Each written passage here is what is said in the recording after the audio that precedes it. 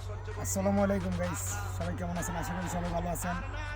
তো আজকে গত 2 বছর ধরে আমি ফেসবুকে কাজ করতেছি, কোনো সফলতা দেখা পাইলাম না।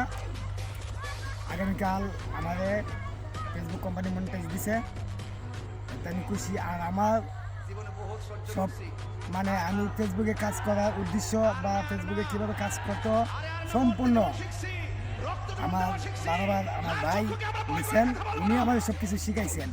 যাই হোক, উনির কাছে আমি কৃতজ্ঞ। আর উনিকে আমি আমার নিজের আপন ভাইয়ের মতো দেখি, আর উনিও আমাদেরকে খুবই আদর করে। এই বিষয় সবসময় ভাই আমাদেরকে ভালোবাসেন।